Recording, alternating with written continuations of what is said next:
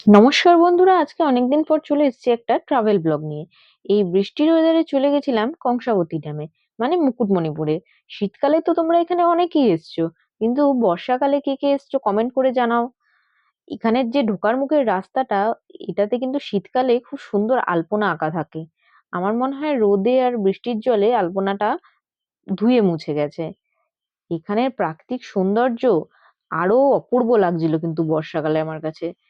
এখান থেকে আপনারা অটো বা টোটো ভাড়া করে নেক্সট চেক পয়েন্ট পর্যন্ত যেতে পারবেন। টোটো ভাড়া নেবে 500 টাকা। আমরা টোটো ভাড়া একটা করে নিলাম, করে টোটো করে আমরা যাত্রাটা আমাদের শুরু করে দিলাম নেক্সট চেক পয়েন্ট পর্যন্ত।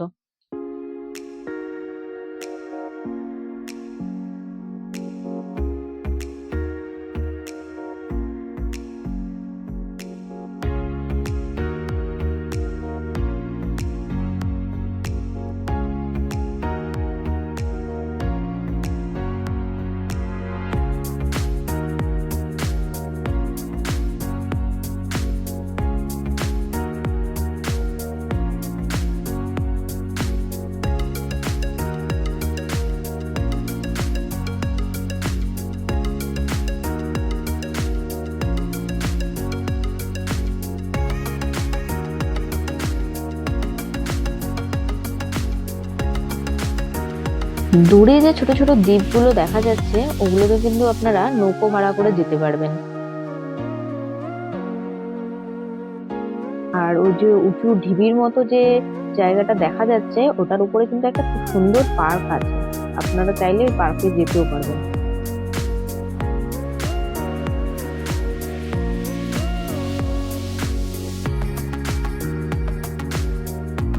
ওই যে জলের মধ্যে ছোট ছোট ঘরগুলো দেখা যাচ্ছে, টোটোওয়ালা দাদা বললো ওটা একটা ফিশারি প্রজেক্ট। ওটা গভর্নমেন্টের প্রজেক্ট, ওখানে নাকি কোটি কোটি টাকার মাছ চাষ হয়, ওই জন্য পাহারার জন্য ওই ঘরগুলোতে লোক থাকে।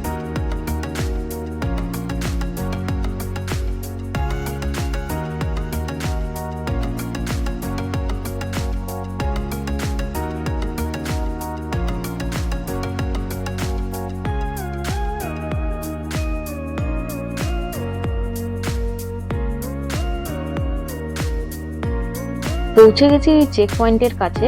এখানে আছে নৌকার টিকিট কাউন্টার, এখান থেকে আপনারা টিকিট কেটে নৌকা করে সবুজ দ্বীপ, ডিয়ার পার্ক এইসব গুলোতে যেতে পারবেন।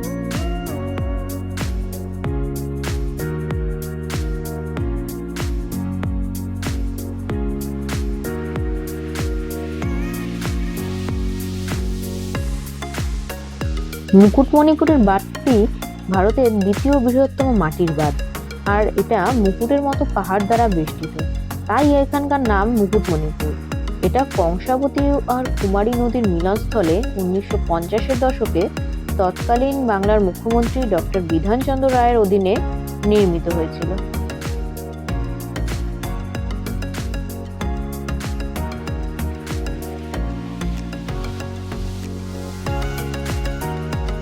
এখানে কিন্তু বেশ কিছু কিছু ছোট মন্দিরও আছে।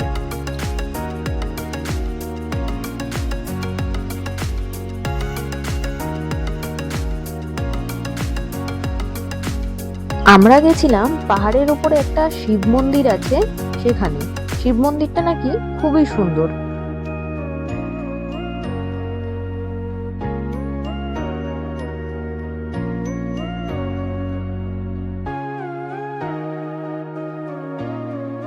মন্দিরের হাফ রাস্তা উঠে দেখি এখানে একটা প্রাচীন ভাস্কর্য রাখা রয়েছে, আর উপর থেকে দৃশ্যটা কিন্তু জাস্ট অসাধারণ লাগছিল।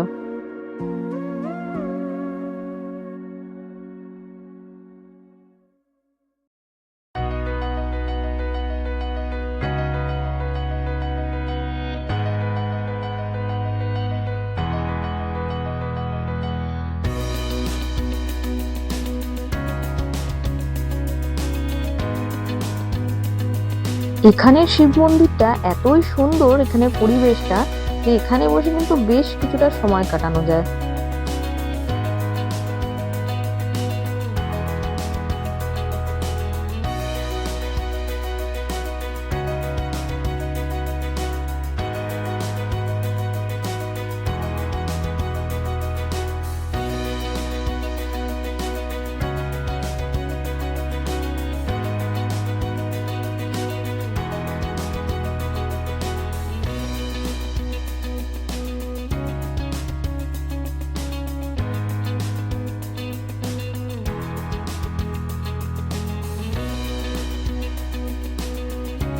শিব মন্দির থেকে আমরা সিঁড়ি দিয়ে নিচে নেমে চলে এসেছি আমাদের টোটোর কাছে।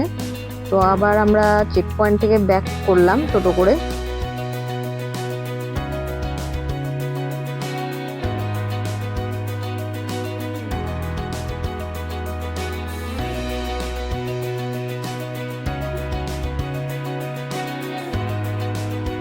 এই মুকুটমণিপুরের প্রাকৃতিক সৌন্দর্য এতই ভালো লাগে যে এখানে বসে আমি ঘন্টার পর ঘন্টা সময় কাটিয়ে দিতে পারি। তাই এখানে বছরে একবার হলেও আমি প্রকৃতির টানে ছুটে আসি।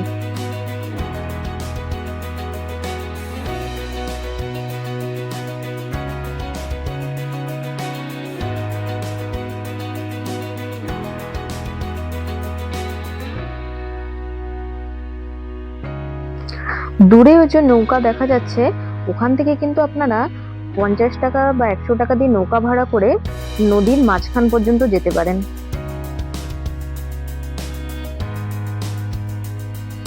টোটো থেকে নেমে আমরা নিচের দিকে গভর্নমেন্টের স্টলগুলোর কাছে চলে এলাম একটু ঘুরে দেখার জন্য।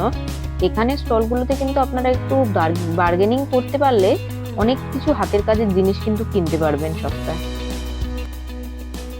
এখানে কিন্তু অনেক সুন্দর সুন্দর হোটেলও আছে, আপনারা চাইলে এই মনোরম প্রাকৃতিক পরিবেশে রাতও কাটাতে পারেন। তো আজকের ব্লগটা বন্ধুরা এখানেই শেষ করলাম। আরো সুন্দর সুন্দর ফুড আর ট্রাভেল ব্লগ দেখার জন্য প্লিজ আমার চ্যানেলটি সাবস্ক্রাইব আর শেয়ার করুন।